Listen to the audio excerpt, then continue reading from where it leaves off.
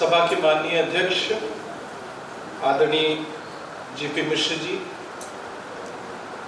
मंच पर मौजूद हम सबके बेहद आदरणीय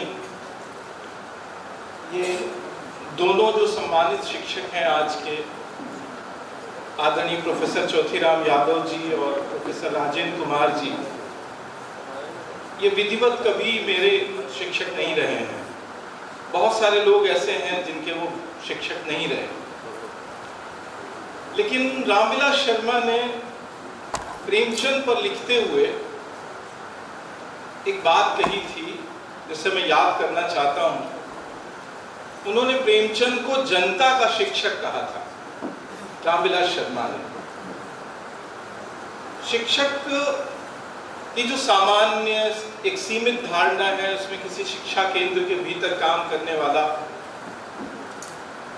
व्यक्ति ही शिक्षक होता है। पर यदि इस धारणा से थोड़ा बाहर चले जाएं तो बहुत सारे ऐसे लोग होते हैं जो विधिवत शिक्षक नहीं होते, या आप उनसे विधिवत शिक्षा नहीं लेते, लेकिन आप उनके विचारों से, उनके जीवन से, उनके कारनामों से, उनके क्रियाकलापों से, उनके व्यवहारों से आप शिक्षा लेते हैं। तो ये जो दोनों लोग आज मंच पर हैं और जिनका सम्मान आज हुआ है, ये वास्तविक अर्थ में शिक्षक हैं और वास्तविक अर्थ में जनता के शिक्षक हैं, शिक्षित जनता के शिक्षक हैं, हम सब के शिक्षक हैं। मैं उन दोनों को फिर से एक बार बधाई देता हूं, प्रणाम करता हूं। साथ ही मंच पर मौजूद हिंदी के महत्वपूर्ण विचारक और आलोचक प्रोफेसर प्रणय कृष्ण जी, मेरे बड़े भाई आदरणीय संजय श्रीवास्तव जी, इस गोष्ठी का संयोजन कर रहे भाई लक्ष्मण गुप्ता जी। प्रोफेसर प्रणय कृष्ण जी ने बहुत ही व्यवस्थित तरीके से एक कॉन्क्रीट आइडिया, एक विचार आपके सामने बहुत कम समय में, हमारे समय में जो शिक्षा की चुनौतियां मौजूद हैं उनके बारे में दिया है। पर जो भी चुनौतियां मौजूद हैं उनमें जो सबसे बड़ी चुनौती है, जिसे भारत सरकार नई शिक्षा नीति कह रही है, कुछ भी जो आज हो उसे नया कह दिया जाता है, तो एक अर्थ में वो नई है, पर एक अर्थ में उसकी आंखें, उसका चेहरा भविष्य की तरफ नहीं है, उसके पांव शायद कुछ पीछे की तरफ है। एक ऐसी शिक्षा नीति, एक ऐसी शिक्षा व्यवस्था कायम कर दी गई है और जिसके असर धीरे धीरे आगे आने वाले वर्षों में, एक दशक के भीतर ही आपको दिखाई देने लग जाएंगे। मैं प्रणय जी की तरह कोई विधिवत भाषण आपके बीच में नहीं दूं, पर मैं इस अवसर पर याद करना चाहता हूं दो शिक्षकों को। पिछले 10 दिन के भीतर हिंदी क्षेत्र में, उत्तर भारत में हिंदी बोलने वाले 2 विश्वविद्यालयों के 2 शिक्षक निशाने पर रहे हैं। उनके खिलाफ FIR हुए हैं, उनके खिलाफ प्रदर्शन हुए हैं, उन्हें जेल में डाल देने की कोशिश की गई है या कोशिश जारी है। दिल्ली विश्वविद्यालय में हिंदू कॉलेज में काम करने वाले प्रोफेसर रतनलाल और लखनऊ में काम करने वाले प्रोफेसर रविकांत, ये जो घटनाक्रम है, नई शिक्षा नीति का विश्लेषण विवेचन करने में तो प्रोफेसर प्रणय कृष्ण जैसे दिमाग की जरूरत है, पर ये जो दिख रहा है, जो रतनलाल जी के केस में या रविकांत जी के केस में दिख रहा है, उन्होंने वो बातें कक्षा में नहीं कही। कक्षा में कही गई बात के लिए FIR नहीं हुए, बातें किसी अन्य जगह पर कही गई हैं, पर हैं दोनों शिक्षक। और ये मानकर चलना चाहिए कि यदि वो क्लासरूम में भी बोलेंगे तो वो कुछ वैसा ही बोलेंगे जैसा उन्होंने वहां लिखा है।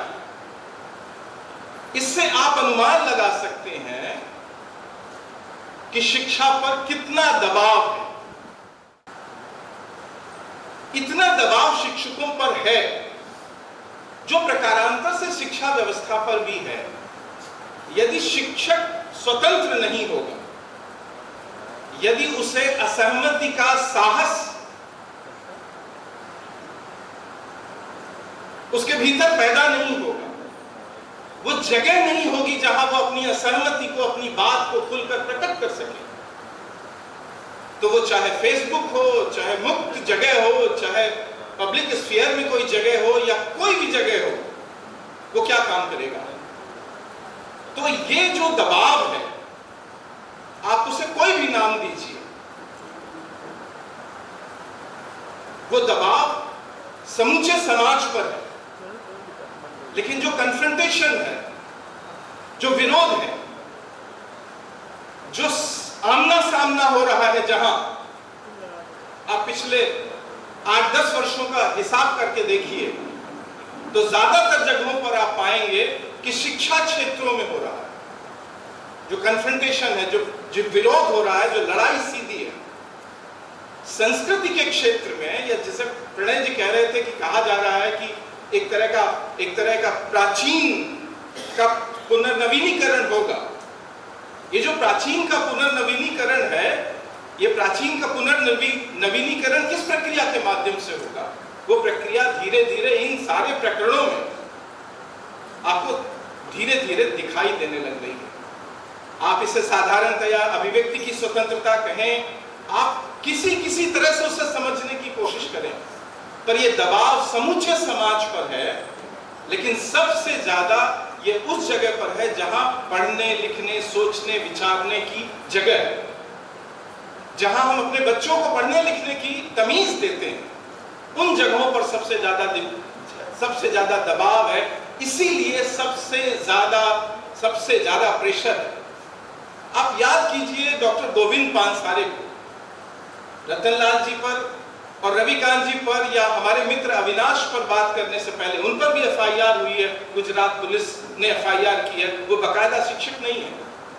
लेकिन इन तीनों पर बात करने से पहले आप याद कीजिए डॉक्टर गोविंद पानसारे को। यदि गोविंद पानसारे जी की हत्या हुई तो वो किस लिए हुई थी?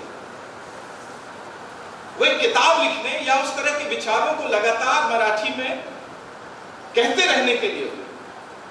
दाभोलकर की हत्या हुई तो वो दाभोलकर की हत्या किस लिए हुई? दाभोलकर जी की हत्या हुई उन विचारों का निरंतर निर्भीकता से प्रतिपादन करने के। यदि गौरी लंकेश की हत्या हुई तो गौरी लंकेश की हत्या क्यों हुई? गौरी लंकेश की हत्या हुई अपनी विचारों को, अपनी बातों को खुलकर प्रकट करने के।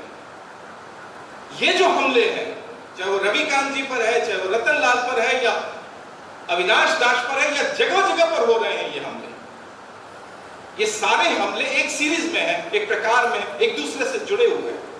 सबसे महत्वपूर्ण जगह है कि विचार की जगह को सीमित किया जा रहा है, उसे पूरी तरह हड़प दिया जा रहा है।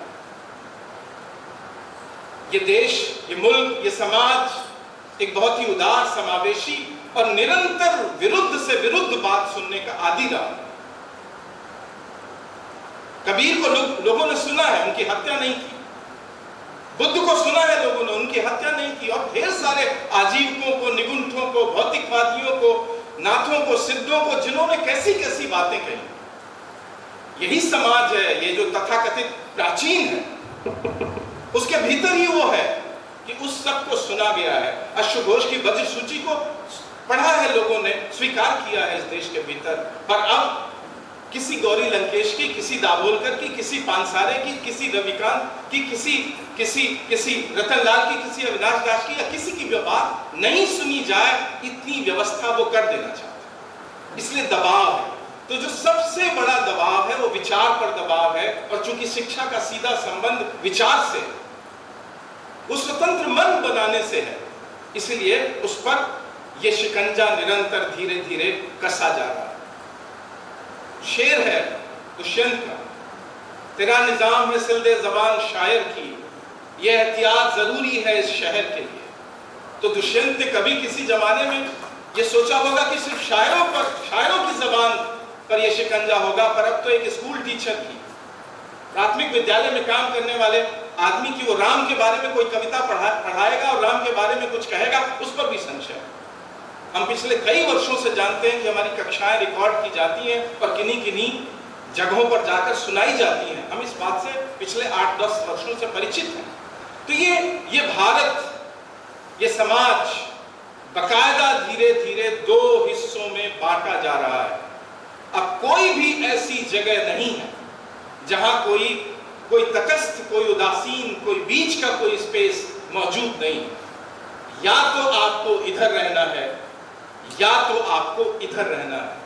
तो सारी की सारी शिक्षा और सारे के सारे शिक्षकों के ऊपर ये निर्णय लेने की जिम्मेदारी आज आ गई है कि या तो वो इधर रहेंगे जो स्वस्थ है, जो प्रगतिशील है, जो अग्रगामी है, जो भविष्य का निर्माण करेगा, जिसमें एक बहुलतावादी, समावेशी, सहिष्णु और उदार समाज जिससे जन्म लेगा, या तो आप उधर होंगे या आप उनकी तरफ होंगे जो इस पर निरंतर आघात कर रहे हैं। कोई जगह तटस्थ, उदासीन नहीं रहेगी। तो क्या कर लेगी शिक्षा? क्या करेंगे स्कूल और क्या करेंगे कॉलेज और क्या करेंगे यूनिवर्सिटी? पैसा तो आप बाद में कमाइएगा, वो समस्याएं तो बाद में आएंगी। सबसे पहले तो ये बताइए कोई जगह है जहां आप अपने बच्चे को स्वस्थ तरीके से कुछ कहा जा सके। इसीलिए देखिए कि 30 सालों से 1987-88 से जो डिबेट शुरू हुई थी और जो प्रक्रिया समाज के भीतर शुरू हुई थी, और सबसे ज्यादा तेज गति से ये इस इलाके में है जिसे हम मोटे तौर पर हिंदी क्षेत्र कहते हैं, उत्तर प्रदेश, बिहार। आप याद कीजिए 1987-88 में कौन सी बहसें कर रहे थे हम? सबसे निर्णायक लड़ाई इतिहास के क्षेत्र में लड़ी जा रही थी और आज भी लड़ी जा रही है। और इतिहास का कोई विषय होगा, चाहे वो 87 में था, 88 में, 89 में, 90 में, 91 में, 92 में या आज है, यदि कोई विषय इतिहास का है तो वो किसके बीच डिस्कस होगा? कौन लोग बात करेंगे उस पर? तो वो जो इलाके हैं बहस के, जो 30 साल से हैं, इसलिए कुछ नया नहीं हो रहा है। ये सब बस ये है कि कभी कभी उसकी प्रक्रिया धीमी हो जाती है और कभी कभी तेज हो जाती है। अब आप देखिए एक और बहुत बड़ी चीज है जो शिक्षा में लगातार घट रही है, और वो है भावनाएं। एक बहुत ही इतना संवेदनशील विषय है भावना। हिंदुस्तानी आदमी इतना भावना के मामले में इतना छुई मुई आज से पहले कभी नहीं थी। कि उसको कुछ भी कह दीजिए, कुछ भी दिखा दीजिए, कोई भी बात कह दीजिए तो उसकी भावना तुरंत आहत हो जाती है। तब अपना ससुरा ज्ञान रखिए किनारे पर, नाली में डाल दीजिए। वो ज्ञान का क्या करेंगे आप? जो ज्ञान आपको जिस आपकी भावना जिस ज्ञान का सामना ही करने के लिए तैयार नहीं है। हम स्कूल में क्या सिखाते हैं? जब हम बच्चे को घर से स्कूल ले जाते हैं तो हम क्या सिखाते हैं? सबसे पहले हम अपनी भावनाओं के सार्वजनिकीकरण की एक कोशिश शुरू करते हैं। माँ से बाहर निकलता है बच्चा, और अब इतने छुई मुई हैं, इतने पोसेसिव हैं लोग, इतने, और उस छुई मुई में इतने हिंसक हैं कि कुछ भी करने के लिए तैयार है, मारने के लिए तैयार है। जिस समाज की भावनाएं इतनी जल्दी आहत हो जाती हों, वहां दुनिया का कोई भी ज्ञान कैसे सरवाइव करेगा? कैसे आप कोई बात कह देंगे क्लासरूम के अंदर? तो क्या करेंगे आप इस ज्ञान का? क्योंकि आप उसके लिए तैयार नहीं, आप लायक नहीं है उसके। इसलिए सबसे पहले जो लड़ाई है वो दिखाई दे रहा है कि शिक्षा संस्थाओं में लड़ी जा रही है, और जो लोग किताबें लिखते हैं यानी जनता के शिक्षक हैं, और जो लोग स्कूलों, कॉलेजों, यूनिवर्सिटी में पढ़ाते हैं, जो लोग वास्तव रूप में शिक्षक हैं, वो लोग ये लड़ाई लड़ रहे हैं। इसलिए ये सारी की सारी समस्याएं जो दूसरी हैं, गरीबों की शिक्षा खत्म हो रही है। यदि इंडिया और हिंदुस्तान की खाई, भारत की खाई को देखना है तो शिक्षा देख लीजिए, प्राइमरी स्कूल देख लीजिए। आज से ज्यादा भयानक खाई शायद ही किसी जमाने में मौजूद रही होगी। मेरे पिता एक किसान के बेटे थे और वो सरकारी प्राइमरी स्कूल में पढ़े थे, लेकिन अब उस सरकारी प्राइमरी स्कूल में किसी भी मध्यवर्गीय किसान का बेटा नहीं पढ़ता। जो डेमोक्रेसी का हुआ है कि 1990 तक आते आते इस देश के अपर क्लास ने डेमोक्रेसी के, लोकतंत्र के सारे उसको चूसने के बाद उसे खत्म करने की ठान ली है। हर वो चीज जो आज गरीब के काम आ सकती है, उसमें से एक प्राइमरी हेल्थ सेंटर और प्राइमरी एजुकेशन सेंटर भी है, उसको उन्होंने 90 के बाद क्रमशः धीरे धीरे खत्म करने का एक बीड़ा उठा रखा, क्योंकि उनके बच्चे तो कहीं और पढ़ते हैं। इसलिए ये खाई जो हिंदुस्तान और इंडिया की खाई है, वो खाई आज से ज्यादा भयानक कहीं कभी नहीं थी, और यदि ये खाई देखनी हो तो आपको सबसे पहले शिक्षा व्यवस्था में देखनी पड़ेगी। बहुत तरह के दबाव हैं, कितने दबावों की बात की जाए। एक छोटा सा उदाहरण देकर बात को खत्म करता हूं। भारत की अवधारणा, आइडिया ऑफ इंडिया क्या है? आप देखिए, पिछले 70 साल की जो शिक्षा है वो भक्ति आंदोलन और स्वतंत्रता आंदोलन से जो इमर्ज होता है आइडिया ऑफ इंडिया, उसको आगे बढ़ाती है, उसको ले जाती है। लेकिन इनका ये जो आज समाज की सत्ता पर बैठे हुए लोग हैं, जो ताकतवर लोग हैं, जो राजनीति में भी ताकत है और अर्थतंत्र में भी ताकतवर है, उन्होंने पिछले 70 वर्ष में वो जो आइडिया ऑफ इंडिया बना है, जो आगे बढ़ा है, सबसे पहले उनकी लड़ाई उस आइडिया ऑफ इंडिया से है। तो दोस्तों, आज एक शिक्षिका की स्मृति में ये सम्मान समारोह है और आप इतनी बड़ी तादाद में 2 शिक्षकों के सम्मान के अवसर पर आए हुए हैं, तो बाकी मुद्दे तो धीरे धीरे कभी निपट जाएंगे, पर जो सबसे बड़ा खतरा है आज, वो खतरा विचार के ऊपर है, अभिव्यक्ति के ऊपर है, और इसीलिए वो शिक्षा के ऊपर भी है। सबसे पहले उसका सामना करने की जरूरत है और उस स्पेस को बढ़ाने की जरूरत है जहां असहमतियों को और सहमतियों को पूरे विवेक और निर्भीकता के साथ व्यक्त किया जा सके। बहुत बहुत धन्यवाद। धन्यवाद सर इस वक्तव्य के लिए। अब मैं आमंत्रित करता हूं आज शारदा देवी शिक्षा सम्मान जिन्हें प्राप्त हुआ 2020 का प्रोफेसर चौथीराम यादव सर को। वह एक ऐसी शिक्षिका थी जो केवल अपने बच्चों को शिक्षा दे करके उन्हें बड़ा बना आगे ले जाने की बात नहीं करती थी, बल्कि उनका ज़्यादा लक्ष्य इस बात पर था कि अपने बच्चों को बेहतर मनुष्य कैसे बनाया जाए,